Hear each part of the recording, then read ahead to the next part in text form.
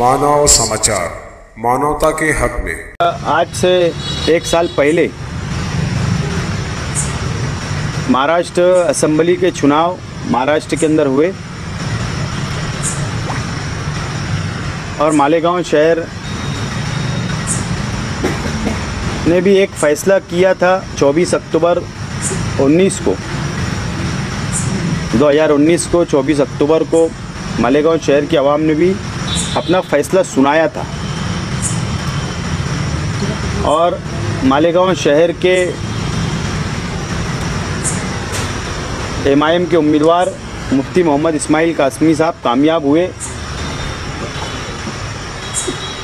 और उस वक्त तो भी मैंने और शहर की आवाम ने मुबारकबाद दी थी और आज दोबारा 1 साल नाकाम MLA होने के नाकाम हुए, 1 साल नाकाम का अवार्ड हम देना चाहते थे, लेकिन वक्त तो बहुत कम है। आइंदा इंशाल्लाह 2 साल जब मुकम्मल हो गए, मुझे उम्मीद है कि जिस तरीके से 1 साल पूरा हुआ 1 साल भी वैसा ही जाएगा। लेकिन 1 साल मुकम्मल तौर पर मुफ्ती मोहम्मद इस्माइल साहब नाकाम हो चुके हैं और मैं बहुत ज़्यादा आज बोलने वाला नहीं हूँ, क्योंकि शहर की आवाम बखूबी जानती है कि उन्होंने कौन कौन से वादे करके मालेगांव शहर के नुमाइंदे बने। शहर की आवाम जानती है। अगर मुफ्ती मोहम्मद इस्माइल कासमी साहब अगर नए MLA रहते,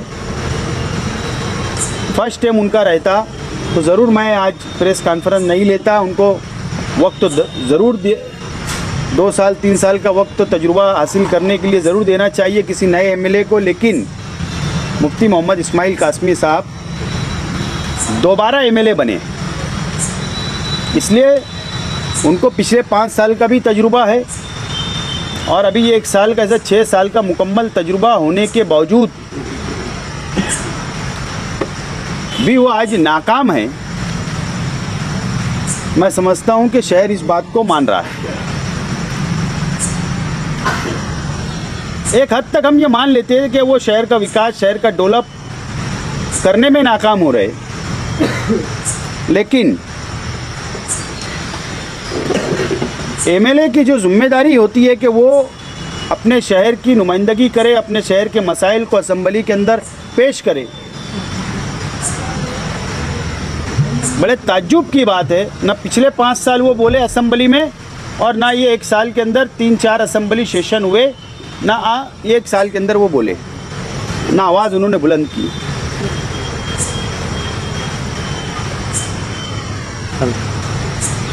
NRC, CAA, NPR काला कानून मरकज़ी हुकूमत ने इस मुल्क के अंदर नाफिज किया, लागू किया। अलग अलग रियासतों के अंदर अलग अलग असेंबली इजलास हुए, अलग अलग सरकारों ने अलग अलग फ़ैसला ली और महाराष्ट्र की हुकूमत ने भी, कांग्रेस, शिवसेना और राष्ट्रवादी की हुकूमत ने भी फ़ैसला ली कि यहाँ पर ये काला कानून नहीं लगाया जाएगा। एक हमारा माइनॉरिटी का शहर है, जिस वक्त असेंबली इजलास चल रहा था, ज़रूरत वहाँ पर थी इस काले कानून की मुखालफत करने की, ये वहाँ से भी गैर हाजिर रहे, उन्होंने वहाँ पर भी आवाज़ नहीं उठाई। पावर प्राइवेट कंपनी मालेगांव शहर के अंदर आती है, ये 1 साल के अंदर जितने असेंबली के इजलास हुए, इन्होंने उसकी भी मुखालफत असेंबली के हाउस के अंदर नहीं की। ना बुनकरों के लिए सब्सिडी मिलना चाहिए, पॉलिसी बनना चाहिए, आवाज़ नहीं उठाए। ना पावरलूम मजदूरों के लिए आवाज़ उठाई गई, ना ही मालेगांव शहर के गरीब भाई जिनको राशन नहीं मिल रहा, रॉकेल ख़त्म कर दिया गया, तो भी असेंबली के अंदर आवाज़ नहीं उठाई।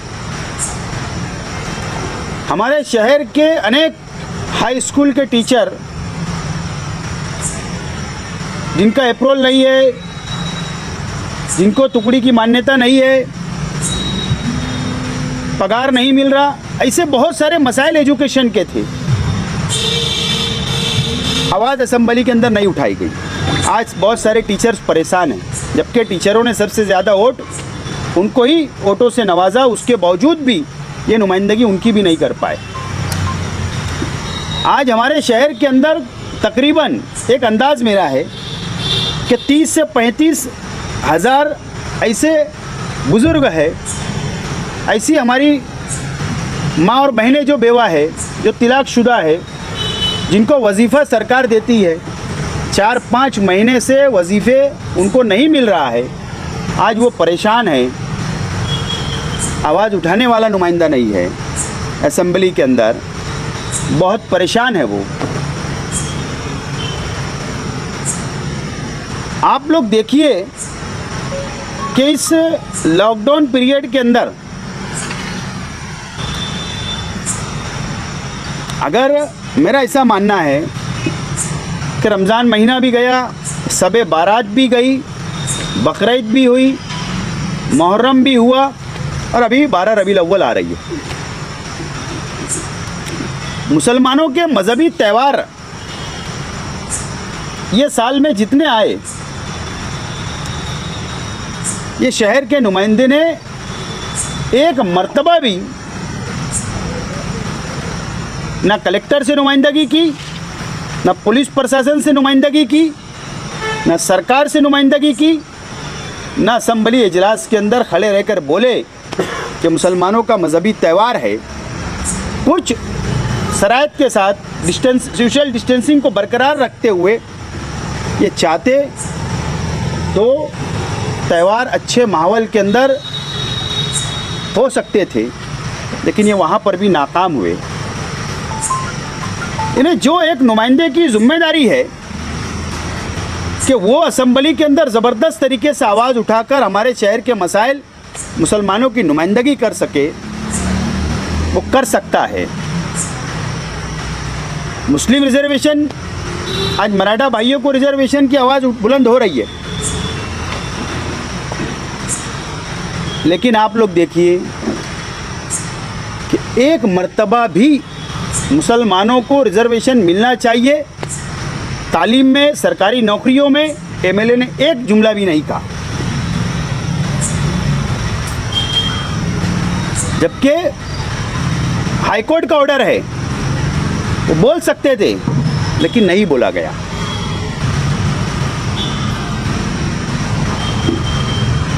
मैं जिस वक्त 2014 में एमएलए बना, मुझे कोई असेंबली का तजुर्बा नहीं था, लेकिन नागपुर का पहला ही असेंबली का इजलास था। उस वक्त असेंबली का तीसरा दिन और पहला इजलास मेरा था। वहाँ पर जमीयतुल उलमा पर पाबंदी की बात आई, अजान के ऊपर पाबंदी की बात बीजेपी के एमएलए ने की। मैं तीसरे ही दिन बोलने की शुरुआत किया, आवाज़ उठाया, लड़ा, दलील दिया और भारतीय जनता पार्टी की सरकार से मैंने लड़ा और आवाज़ बुलंद की। और उसके बाद जो सिलसिला मेरा चला 5 साल आपके सामने, शहर के सामने, हर मसाइल के ऊपर, सिर्फ मालेगांव नहीं बल्कि महाराष्ट्र के मसाइल के ऊपर। लेकिन ये असेंबली में आवाज़ उठाते अगर कम से कम तो इतने मुतालबात वहाँ रख सकते थे, लेकिन मुफ्ती मोहम्मद इस्माइल कासमी साहब वहाँ पर भी नाकाम साबित हुए और असेंबली के बाहर और शहर के अंदर एक भी विकास, एक भी डेवलप का काम वो नहीं कर सके, यहाँ पर भी नाकाम हुए। 2 करोड़ रुपया मिलता है एक एमएलए को हर साल अपने असेंबली हल्के के अंदर खर्च करने के लिए। आप लोग के ज़रिए मैं शहर के आवाम से मेरा सवाल है, 1 लाख का काम इन्होंने बता देना कि इन्होंने जाकर उसका उद्घाटन एक रास्ते का किया, एक गटर का किया। साल गुजर गया, एक रास्ता नहीं बना सके। एक रास्ता,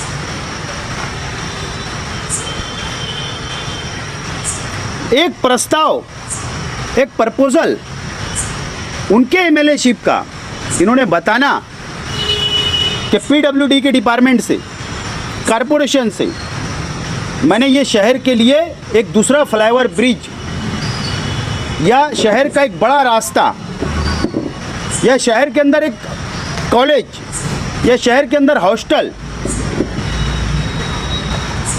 या शहर बहुत बड़ा शादी हॉल, शहर के विकास के लिए 50 करोड़ का 100 करोड़ का कोई प्रपोजल, रास्तों का एस्टीमेट बनाकर या टेक्सटाइल के लिए कोई पॉलिसी, यानी एक भी प्रपोजल इस एक साल के अंदर इन्होंने दाखिल ही नहीं किया। गवर्नमेंट के पास ये गई नहीं कि मेरे शहर का ये मसला है, ये उसमें भी नाकाम हो गए।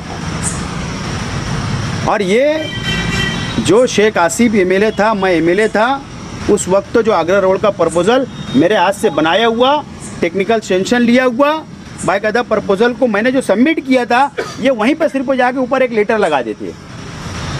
और उस वक्त तो वादा किया इन्होंने कि 12 दिन के अंदर मैं मंजूरी लाऊंगा।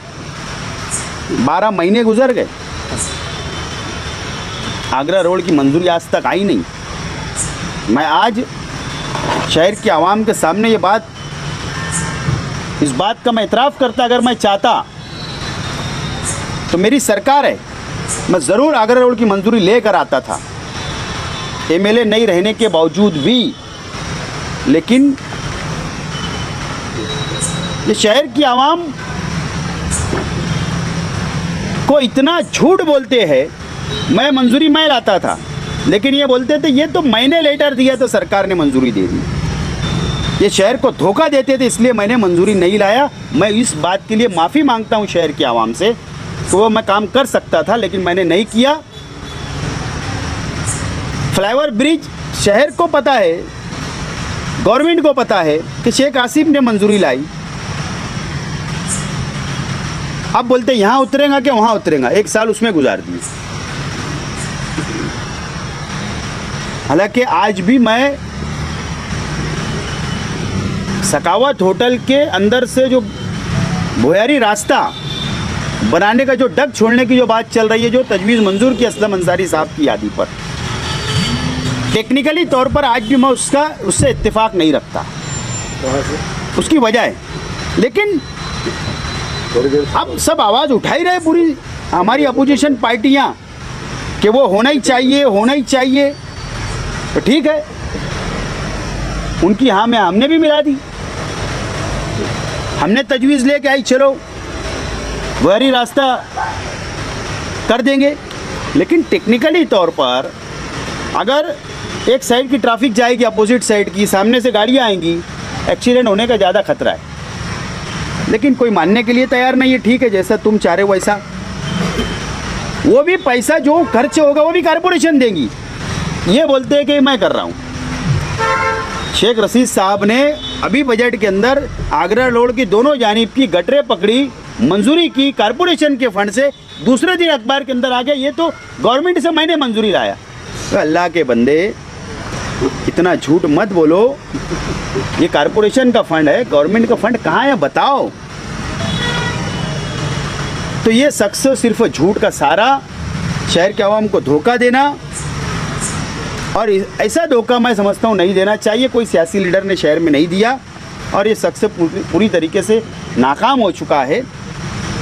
मैं सिर्फ इसलिए आज प्रेस कॉन्फ्रेंस हमको लेना पड़ा कि शहर की आवाम को फ़र्क महसूस होना चाहिए कि जो नुमाइंदा चुनकर भेजा गया, शहर की आवाम ने भेजा है, वो कितना आपके लिए फ़ायदेमंद है या नुकसानदेह है, ये शहर के आवाम को समझना चाहिए। और नहीं तो मेरा पहला 1 साल का मैंने हर साल हिसाब दिया, 5 साल मैंने हिसाब दिया। पहले साल में उर्दू घर की मंजूरी लाया था, ITI की मंजूरी लाया था, पेंडिंग चल रहा है काम ITI का, फ्लाईओवर लाया, हिल स्टेशन बना, उर्दू घर बना,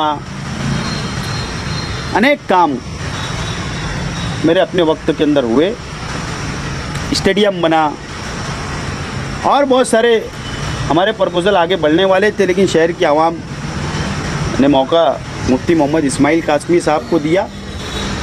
बहरहाल शहर की आवाम से मेरी अपील है कि शहर की आवाम ने मुफ्ती मोहम्मद इस्माइल कासमी साहब से पूछना चाहिए कि आप कब काम करोगे, हिसाब मांगना चाहिए। कि लॉकडाउन की बात करेंगे, अभी लॉकडाउन बोलेंगे था मैं क्या कर सकता हूँ, तो लॉकडाउन में भी तो नाकाम हो गए, ये खुद क्वारंटाइन हो गए। क्या काम किया उन्होंने मुझे बताइए। ये बोलते हैं लॉकडाउन में हमने बहुत काम किया। याद होगा, आपके पास वीडियो होगी, एडिशनल कलेक्टर ऑफिस के अंदर सुनील कलासने साहब, एडिशनल एसपी, बाकी सभी अधिकारी वहाँ थे। 50,000 मास्क मेरी तरफ से बांटा जाएगा एमएलए फंड से। एक मिला आपको? शायद उनके वर्करों को मिला होगा, लेकिन शहर के आवाम को तो नहीं मिला। ये बोलते कि जो पीपी किट आई थी वो मेरे फंड से थी, कारपोरेशन ने लिख कर दे दिया कि ये कारपोरेशन की फ़ंड की थी। तुम्हारी पीपी किट कहाँ है? तुमने 50 लाख कहाँ दिया? ये भी तुम साबित नहीं कर सके। सिविल हॉस्पिटल में दिया, तो सिविल हॉस्पिटल में कोरोना का इलाज सिविल वाले कर रहे थे, कारपोरेशन कर रही थी। तो ये लॉकडाउन में भी नाकाम, और लॉकडाउन का बहाना नहीं चलने वाला। मंत्रालय को ताला नहीं लगा हुआ था। 15%, 30%, 50% अधिकारी मंत्रालय आना शुरू हो चुके थे, फाइलें दौड़ना शुरू हो चुकी थी। तुम्हारी पार्टी का एमएलए है फारूक शाह, कम से कम जूनियर है, उससे पूछ लेते। आपको रास्ता नहीं पता था, मंत्रालय की सीढ़ियाँ शायद आप भूल गए होंगे, 5 साल नहीं गए तो मंत्रालय, उनसे पूछ लेते। तो मुकम्मल तौर पर ये शख्स नाकाम शख्स है, और मैं समझता हूँ कि शहर के अवाम ने अब इनसे हिसाब पूछना चाहिए, हिसाब मांगना चाहिए। हाँ, शहर की आवाम या मुफ्ती मोहम्मद इस्माइल साहब ये साफ कर दे कि मैं विकास नहीं कर सकता, शहर का डेवलप नहीं कर सकता, रास्ता नहीं बना सकता, तो जिम्मेदारी मैं लेने के लिए तैयार हूँ। लेकिन झूठ मत बोलना, दूसरे के बच्चों को अपना नाम फिर मत देना, झूठी खबरें मत छपवाना। शहर के आवाम, मुफ्ती इस्माइल साहब ने इतराफ़ कर लेना, प्रेस कॉन्फ्रेंस लेना, बोलना कि मैं ये सब काम नहीं कर सकता, ये रोड तुम ही बनाओ, गटर तुम ही बनाओ, डेवलप तुम ही करो शहर, तो हम तैयार हैं, हमारी तो सरकार है, हम तो जाकर मंजूरी ला सकते। बाकी बहुत सारी चीज़ें हैं, लेकिन मैं आज उनको यही मशवरा दूंगा कि शहर की आवाम ने दोबारा आपको मौका दिया था, मौका दिया है, आप शहर का विकास करिए, शहर का डेवलप करिए, टाइम पास शहर का मत करिए। शहर की आवाम को आप मज़हब के नाम पर, जज्बाती सियासत के नाम पर, अब मजहबी शख्स हो उसके नाम पर, अब शहर की आवाम को आप गुमराह कर लेते हो। लेकिन एक सियासत अलग है, एमएलए आप अलग हो और मज़हब अलग है, इसको आप मिक्स करते हो। मैं समझता हूँ कि ये आपके लिए भी बेहतर नहीं है, और शहर के लिए भी बेहतर नहीं, और शहर के मुस्तकबिल के लिए भी बेहतर नहीं है। तो मैं आपसे अपील करता हूँ मुफ्ती मोहम्मद इस्माइल कासमी साहब से कि आप शहर का विकास करिए, शहर का डेवलप करिए। बाकी मैं समझता हूँ ज़्यादा बोलने की ज़रूरत नहीं है, मौके से हम लोग बोलते रहेंगे, हर मौका आते रहेगा, बोलते रहेंगे। अगर आप लोगों को कोई सवालात करना है तो मैं उसका जवाब देने के लिए तैयार हूँ। आपने भी पूरी ताकत से बताया कि नाकाम, हर महाज पे नाकाम, उनकी जो जिम्मेदारी थी, वादे किए थे, उसमें फेल हो गए। लेकिन लॉकडाउन था, सरकार बनने में टाइम लगी, उसके बावजूद भी तो उन्होंने नाई समाज के लिए नुमाइंदगी की है ना। नाई समाज के लिए नुमाइंदगी की है। मालेगांव के अंदर, पूरे शहर के अंदर 5 लाख के ऊपर पॉपुलेशन है मालेगांव असेंबली हल्के की। और नाई समाज मैं समझता हूँ कि 200 मकान भी नहीं है। उनकी नुमाइंदगी की है, बहुत अच्छी बात है। उनको तो उनका न्यायी समाज वालों ने उनका इस्तेकबाल करना चाहिए, लेकिन ये 5 लाख आबादी का क्या, ये वो सवाल पूछ रहे हैं। कल का क्या प्रोग्राम है? कल जैसे 24 तारीख है, कल 365 दिन साल के जो होते हैं, मुफ्ती इस्माइल साहब एक दिन भी कामयाब नहीं हुए और शहर की आवाम को और हम लोग कांग्रेस पार्टी के वर्कर अलग अलग इलाकों के अंदर दिन भर कोई भी वक्त काला फुग्गा बनाकर, बलून बनाकर हवा में छोड़ेंगे ताकि शहर की आवाम ये देखे कि क्यों बलून जा रहा है, फुग्गा जा रहा है, ब्लैक क्यों है इतना आसमान में। तो फिर कांग्रेस के वर्कर ये बोलेंगे कि ये शख्स नाकाम हो चुका। इसके लिए हम लोग मुजम्मती तौर पर 1 साल नाकाम हुए मुफ्ती इस्माइल साहब, इसके लिए बलून हम लोग कल हमारे कांग्रेस के वर्कर अलग अलग इलाकों के अंदर बलून हवा के अंदर छोड़ेंगे। बोलिए आप। आमदार साहब ने जो है अपने पहले काम के तौर पर सिविल हॉस्पिटल में सोनोग्राफी मशीन लाई है, ऐसा कहा था, क्या सच्चाई है? मुफ्ती मोहम्मद इस्माइल कासमी साहब जो sonography machine, CT scan machine की जो बात कर रहे हैं वो भी झूठ बोल रहे हैं। ये 2019 अगस्त में 15 अगस्त को जिस वक्त एमएलए मैं था और दादा भूसे साहब ग्राम विकास राज्य मंत्री थे, उस प्रोग्राम के अंदर मैं नहीं जा सका था, लेकिन दादा भूसे साहब के हाथों से उसका उद्घाटन हुआ था और मुफ्ती मोहम्मद इस्माइल कासमी साहब उसके बाद एमएलए बने थे। तो ये जो बातें वो कह रहे हैं वो भी झूठ बोल रहे हैं। जैसा कि मान लिया जाए मौजूदा एमएलए के मुताबिक 80% समाजी और मजहबी, 20% सियासी मजहबी आदमी है, उनका भी गिराव है और ना तजुर्बेकारी भी हायर हो सकती ना। अभी 4 साल बचा है। आप ये सवाल उनसे ही करना और उनसे जवाब मांगना। मैनिफेस्टो में अगर वो लिख देते थे 20% और 80% तो फिर मैं मानता था। बोलो। सवाल ये था कि अभी जैसे अगर आप 1 साल का मुआवजा कर रहे हो, साबिक एमएलए आप थे पिछले दौर में, तो आपका जो 1 साल था और अभी मौजूदा एमएलए का 1 साल, तो आप उसके कंपेयर से मुआवजा कर रहे हो और अभी जो मौजूदा हालात है, कोविड के जो हालात आए और सरकार बनने में जो टाइम हुआ है, जिस तरीके से वो इनकार करते हैं सब बातों का, तो आप किस काम की उम्मीद या शहर किस काम की उम्मीद कर सकता था इस साल में? या अगर आप उनकी जगह एमएलए होते तो ये साल में आप क्या काम कर सकते थे शहर के लिए? मेरा पिछला जब मैं एमएलए था 14 में, जितने काम 1 साल में किया था, ये कोविड होने के बावजूद भी डबल काम करता था मैं, क्योंकि मुझको तजुर्बा हो गया था 5 साल का अगर मैं चुनकर आता तो। एक बात। और मुफ्ती मोहम्मद इस्माइल कासमी साहब को पिछला 5 साल का तजुर्बा और ये 6ठा साल उनका चल रहा है, वो भी कर सकते थे। कम से कम मैंने जितना किया उतना भी करते तो हम मानते थे कि ये काम करने वाला शख्स है। कम से कम नहीं काम कर सके, एतराफ़ कर लेते और असेंबली के जो सेशन हुए कम से कम उसमें ही खड़े रह के नुमाइंदगी कर देते कि हमारे वहाँ कोविड के अंदर इतने लोग मरे हैं, इनको मुआवजा सरकार ने दे देना, तो मैं मान लेता था कम से कम नुमाइंदगी का हक अदा कर दिए।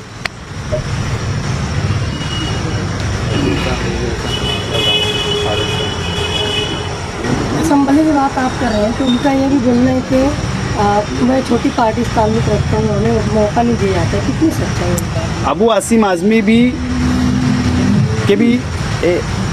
जहाँ पर एमआईएम के 2 एमएलए है, समाजवादी पार्टी के भी 2 ही एमएलए हैं। अबू आसिम आज़मी को असेंबली में आवाज़ उठाते हुए आपने देखा, महाराष्ट्र ने देखा, मुल्क ने देखा। उनको वक्त मिलता है, वो भी गठ नेता है, ये भी गठ नेता है। असल में ये हाजिर ही नहीं रहते और कौम की खिदमत करना है, कौम के लिए लड़ना है, आवाज़ बुलंद करना है तो असेंबली के अंदर रात 12 भी बजते तो टाइम देना पड़ता है। और अबू आसिम आज़मी साहब वो टाइम देते हैं, उनको वक्त मिलता है और उसके बाद वो आवाज़ उठाते हैं। असल में ये नुमाइंदगी करना ही नहीं चाहते। बहुत सारे इल्ज़ाम ये लगाते हैं कि बुनियादी सहूलियत देना कॉर्पोरेशन का काम है और कॉर्पोरेशन में कांग्रेस इख्तियार पे। फिर इन्होंने ब्लैंक मैनिफेस्टो बनाना था, मैनिफेस्टो जो बनाना था ब्लैंक बनाना था, एकदम कोरा बनाना चाहिए था पेपर, उस पर कुछ नहीं लिखना था। शायद से वादा ही नहीं करते, हम सवाल ही नहीं करते, हम जवाब ही नहीं मांगते।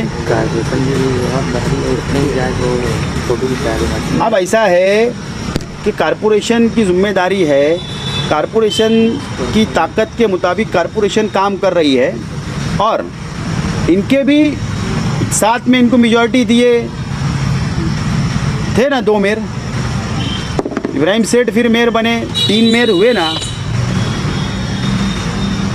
क्या इन्होंने फिर 7.5 साल इनके भी गुजरे, तो क्या शहर का विकास डेवलप किया? कहाँ पे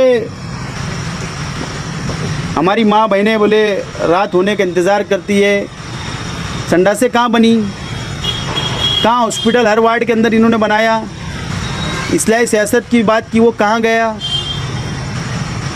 तो ये तो 2007 के पास से ही नाकाम शख्स है, और मैं यकीन से बोलता हूँ आपको, मुझे पूरी विश्वास है ये शख्स आगे भी काम नहीं करेगा। अपने हालिया इंटरव्यू में उन्होंने कहा कि रोड, गटर और बुनियादी सहूलियात ये एमएलए काम नहीं है। कितनी सच्चाई है इसके अंदर? एमएलए काम क्या है? फिर उनसे पूछना था एमएलए का काम क्या है। रोड क्यों बदनाम करते हैं? नहीं, उन्हीं से पूछना चाहिए था फिर एमएलए का काम क्या है। हर एमएलए अपने मतदार संघ के लिए विशेष निधि, स्पेशल फंड, रोड के लिए, रास्ते के लिए, फ्लाईओवर के लिए गवर्नमेंट से डिमांड करते, उसको मिलता है। जैसा मैंने लाया, शहर ने देखा, अभी भी मेरा 13 करोड़ से काम चल रहे हैं, जो मैंने लाया था अभी भी उसका भी बारिश खत्म होंगी तो शुरू हो गए।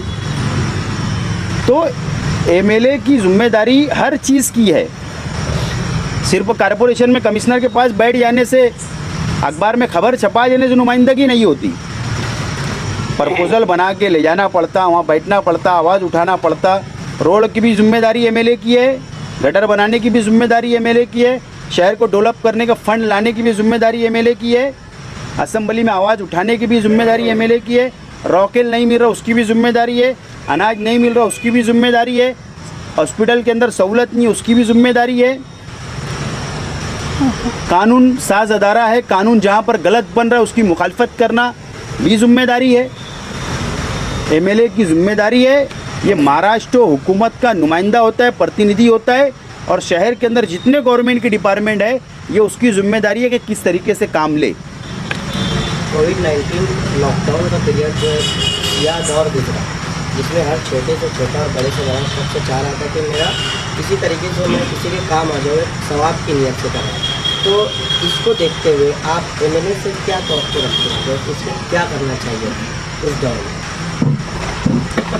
नहीं, सबसे पहले तो मुफ्ती मोहम्मद इस्माइल कासमी साहब ने पूरे लॉकडाउन पीरियड में जो नुमाइंदगी करनी चाहिए थी वो नहीं कर पाए, और उसमें भी वो नाकाम हो गए। सिर्फ वो मंसूरा के बाहर जाकर वीडियो बनाना, फ़ोटो अखबार में छपा देना, जीवन हॉस्पिटल के बाहर जाकर वहाँ पर वीडियो बना लेना, वायरल कर देना, मैं समझता हूँ नुमाइंदगी नहीं है। 1500 रुपये बच्चे के दीजिए। इनका जवाब दे, इनका जवाब दे। ये नुमाइंदगी नहीं है। अगर इनको सही मानों में लॉकडाउन के अंदर, इस कोरोना महामारी के अंदर अगर खिदमत करना था तो ये जाते, कारपोरेशन थी, गवर्नमेंट था, कलेक्टर आ रहे थे, मिनिस्टर थे, तो इनको बोलते कि यहाँ पर ये हॉस्पिटल में सहूलत नहीं है, कारपोरेशन की ये हॉस्पिटल में नहीं है, गवर्नमेंट की ये हॉस्पिटल में नहीं है, यहाँ ऑक्सीजन की ज़रूरत है, यहाँ वेंटिलेटर की ज़रूरत है, यहाँ पर फला चीज़ की ज़रूरत है, यहाँ पर मेडिसिन नहीं है, यहाँ पर इंजेक्शन नहीं है। ये सब दौड़ भाग करके कर सकते थे, लेकिन वो खुद अपने आप को क्वारंटाइन कर लिया उन्होंने। पॉजिटिव रिपोर्ट तो आई नहीं। फिर 1 महीना क्वारंटाइन किस बात के लिए थे, सवाल ये। तो मैं समझता हूँ कि वो मुकम्मल तौर पर नाकाम हो चुके हैं, लॉकडाउन में भी और कोरोना महामारी में भी। पूरा इलेक्शन जो असम्बली का हुआ वो आगरा रोड के ऊपर हुआ और उसकी खस्ता हाली को लेकर हुआ, लेकिन आज भी आगरा रोड की वही हालत है। शहर की आवाम का इसमें क्या कर सकते? ये ऐसा है, मैंने पहले ही कहा कि जिस वक्त मैं एमएलए था मैंने प्रपोजल दाखिल किया, आचार संहिता लग गई, इलेक्शन हो गया उस पर। उसके बाद हमारी सरकार बनी, शिवसेना कांग्रेस एनसीपी की, तो हम चाहते तो मंजूरी ला सकते थे, मैंने इतराफ़ किया हूँ, ला सकते थे। लेकिन मुफ्ती मोहम्मद इस्माइल साहब ने जाकर बम्बई गए, वहाँ से अखबार के अंदर खबर छपी कि मैं 12 दिन के अंदर मंजूरी लेकर आऊँगा आगरा रोड की। 12 महीने हो गए मंजूरी नहीं लाई। तो अगर शहर की आवाम को तकलीफ़ है तो उसके ज़िम्मेदार मुफ्ती मोहम्मद इस्माइल कासमी साहब है। आज भी मैं बोल रहा हूँ कि मुफ्ती मोहम्मद इस्माइल साहब ने बोल देना चाहिए कि शेख आसिफ और कांग्रेस के लोग जाकर इसकी मंजूरी ले जाओ, मुझसे नहीं हो रहा है, हम लेकर आएंगे। 2019 में मालेगांव शहर के वोटरों ने इस एतमाद का भरोसा करते हुए उनको नुमाइंदा शहर में इंतखाब किया। आज उनको 12 महीना पूरा हुआ या कल हो रहा है, ठीक है। इस पूरे 1 साल के अंदर आपके बोलने के हिसाब से नाकाम रहे, उसके बावजूद उन्होंने काम किया नहीं किया। तो आप कुछ काम लेकर सरकार में जा रहे हो, तो सरकार शहर के आवाम को देखना चाहिए ना, शहर के आवाम में बोलना चाहिए ये बात। तो तुम बोलो ना। नहीं, पत्रकार मीडिया वाले को वो बोलते हैं कि रोड गटर बनाना मेरा काम नहीं है, और पत्रकार लोग वही सवाल कर रहे कि वो रोड अभी भी खस्ता हाल है। तो यानी और वो बोल भी रहे कि मैंने आगरा रोड के दोनों साइड की गटर अब भी मंजूर कर लिया। यानी एक तरफ यही बोलते कि हमारा काम नहीं है, उसके बाद मंजूरी भी लेके आ गए, जबकि मालेगांव महानगर पालिका ने जो बजट बनाई, जो बजट वही है, उसमें ये लिखा हुआ है कि आगरा रोड के दोनों साइड से गटर बनाना, उसके लिए इतना 16 करोड़ रुपया। उसके बाद भी वो बोलते कि मैं गवर्नमेंट से ला रहा हूँ। तो यानी मीडिया के लोग भी ये अच्छी तरह जानते हैं मालेगांव के कम से कम कि भाई कौन सही बोल रहा है, कौन झूठ बोल रहा है। सुप्रीमो का सचिव अवैसी साहब ने कहा था कि इनको मत देखो, मुझे देख कर देखो, और कहा था कि मैं हर 2 महीने में मालेगांव आऊँगा, इनसे हिसाब किताब लूँगा। तो इस पर आपका क्या है? वहाँ पर हैदराबाद के अंदर 2 मस्जिद शहीद कर दी गई। तेलंगाना हुकूमत के अंदर ये साथी है वहाँ की सरकार के, इन्होंने वो सरकार को सपोर्ट दिया। वो 2 मस्जिद तो अवैसी साहब नहीं बचा सके। वहाँ की आवाम से किया हुआ वादा तो वो पूरा नहीं कर पा रहे हैं। अगर वो वादा वहाँ की आवाम से पूरा करते तो अभी बारिश वहाँ पर हुई, उनके कई मैं सुना 40-50 कारपोरेटर है, तो ये हालात वहाँ की खस्ता हालात नहीं होती। उनको हैदराबादी उनसे विकास सर डोलप के नाम पर नहीं संभल रहा, मस्जिद शहीद हो जा रही नहीं संभल रहा, और वो इनकी गारंटी लेकर गए। ये शहर के आवाम के साथ उन्होंने भी धोखा दिया शहर के आवाम को, और ये धोखा देने के लिए आज क्या है क्या? अरे इन्होंने जब कॉरपोरेशन का इलेक्शन लड़े इन्होंने 12 में, तो हैदराबाद के अवैसी बिरादरान मालेगांव आए और उन्होंने जब भी वादा किया मैं यहाँ पर सिविल एक हॉस्पिटल बनाऊंगा मेरे खुद की पैसे से। अरे एक 10 बाय 10 का पतरे का सेट का इमदादी दवाखाना नहीं बनाया, इतना झूठा आदमी। और ये उनका गारंटी लेने आए थे, जो ने 10 बाय 10 का हॉस्पिटल नहीं बनाया, दवाखाना नहीं बनाए, जो बड़ा हॉस्पिटल का वादा करे, स्कूल का वादा करे। अब वो इनका गारंटी लेने आए थे। 1 साल हो गया, उन्होंने भी शहर के आवाम को धोखा दिया, वादा खिलाफी की है। मैं समझता हूँ अवैसी साहब शायद जिस शख्स का गारंटी लेने आए थे शायद वो शख्स को पहचाने नहीं, लेकिन वक्त धीरे गुजरेगा, 4 साल में पहचान लेंगे। कारपोरेशन के इलेक्शन में कम से कम पहचान लेंगे कि हिमायम के नाम पर लड़ते या तीसरा मार्च जिंदा करते। ये उनको कब धोखा देंगे अभी ये चलेगा। जैसा कि आसिफ साहब पहली बार मानव समाचार आपके नजदीक आया है, 365 दिन आपके 5 साल आप आमदार और आज के मौजूदा आमदार जो कि अभी उनका कल 6 साल पूरा। तो आपसे हम ये चाहते हैं कि मानव समाचार के माध्यम से 5 साल में जो मोटे मोटे काम है शहर के, पहले साल जो 365 दिन के आपके, वो थोड़ा आप सरसरी बता देंगे। नहीं, मैं ऐसा चाहता हूँ कि ये प्रेस कॉन्फ्रेंस है, अब मैं स्पेशल इंटरव्यू देने के लिए तुम्हारे को तैयार है, ताकि वो डिटेल में दे दूंगा। ये भी इसके अंदर बहुत ज़्यादा लंबा हो जाएगा मामला। अच्छा, ये जो चल रहा आपने वोट का जो निकाले मामला, वोटिंग का जाली या डबल कीमत वोटों का जो मामला है, इसमें कितना लगता है कि वोटों का जो तनासुब है वो कितना ज़्यादा हो गया, कम ज़्यादा हो गया, जिसकी वजह से कितना क्या लगता क्या ये आपसे मैं पूछना चाहता कि भाई एग्जैक्ट कितना क्या है? एग्जैक्ट आज मैंने मेमोरेंडम दिया वापस, 30,000 आज वोट क्रॉस हो गई फिगर। 2, 3, 4, 5, 6, 12 और 15 वोट तक एक एक शख्स की आज 30,000 क्रॉस हुआ है। और मैं एकदम साफ तौर पर बोल रहा हूँ, इसके अंदर कोई पार्टीबाजी नहीं। हम साफ तौर पर ये बोलना चाहता हूँ कि कोई भी पार्टी का मानने वाला हो, किसी की डबल हो, किसी की 4 हो, किसी की 10 हो, 15 हो, वो नहीं रहना चाहिए, वो डिलीट होना चाहिए। एक आदमी की एक वोट हो और साफ सुथरा इलेक्शन होना चाहिए, ये हमारा लक्ष्य है और इसी तहत हम लोग आगे बढ़ रहे हैं। और जहाँ तक है हम यादी क्लियर करना चाहते, एक शख्स की एक वोट हो और ईमानदाराना इलेक्शन हो, ताकि शहर का विकास, शहर का डेवलप, शहर की आवाम किसको पसंद कर रही है, कौन से नुमाइंदे को पसंद कर रही है, वो कौन डेवलप करना, शहर की आवाम डेवलप चाहती है। लेकिन ऐसा बोगसगिरी करके 30,000 40,000 वोट बढ़ा लेना और बोगसगिरी करके चुन कर आना, तो ये शहर का लॉस हो रहा है, शहर का नुकसान हो रहा है, शहर का विकास रुक रहा है। यही हमारा लक्ष्य है, एक शख्स एक वोट। पिटीशन के बारे में, इलेक्शन पिटीशन के बारे में भी आपने, इलेक्शन पिटीशन लॉकडाउन होने की वजह से कोर्ट बंद है, सिर्फ इमरजेंसी केसेस लिए जा रहे हैं, इसके लिए वो पेंडिंग है। जैसे ही कोर्ट ओपन हो जाएगी तो मैं समझता हूँ कि जो लॉकडाउन का पीरियड था थोड़ा स्पीड में हम चलाने के हमारे वकील से बोलेंगे कि गुजारिश करो। मैं देर से आया, पता नहीं कोई ये सवाल किया कि नहीं किया। जनता दल पीछे पहले मुफ्ती इस्माइल को 20%, फिर एक टेलीविज़न चैनल ने जो है डंडी मारा अमदाद, और अभी अतीक कमाल ने ढप्पन डूस ये कहा। तो आज आप कोई और लकब देंगे क्या? नहीं, ऐसा है कि मैं इतना ही पीछे भी बोला हूँ, अभी बोल रहा हूँ, नाकाम एमएलए है, 5 साल भी नाकाम थे, आज भी नाकाम है, और मुझे इनसे तो उम्मीद नहीं है कि आगे कोई काम करेंगे और आगे भी नाकाम रहेंगे। बस इससे ज़्यादा मैं कुछ नहीं बोलूँगा। बाकी लोगों ने अलग अलग नाम से नवाजा है उनको, और भी लोग नवाजते रहे, है ना, लेकिन मैं जहाँ हूँ मैं वहीं पर।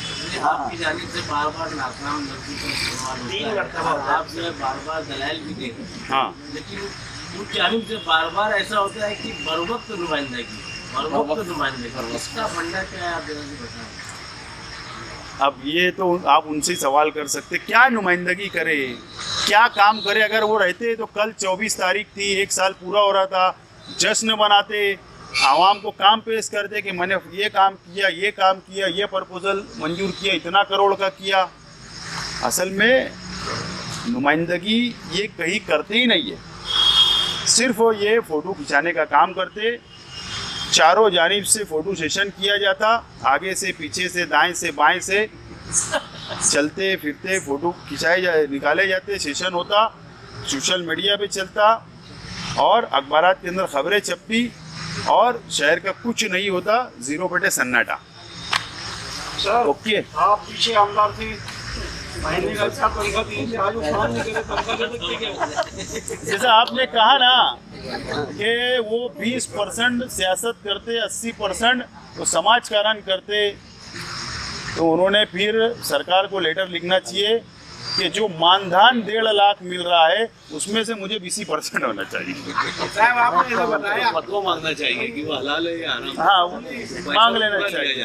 साहब आपने ये बताया कि भाई असेंबली का रास्ता भूल गए होंगे या उनको नहीं मालूम होगा, लेकिन एक फोटो मैंने देखा था जो सोशल मीडिया पे आया था, मुझे जीना चढ़ गए, तो ऐसा लगता है कि भाई जीना चढ़ के वो रास्ता उसका मालूम है उनको, लेकिन वहाँ कुछ बोले ही नहीं ना।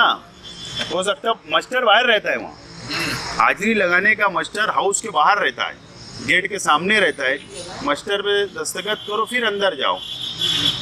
ये मास्टर पे दस्तखत करके वापस हो जाते हैं, अंदर ही नहीं जाते हो।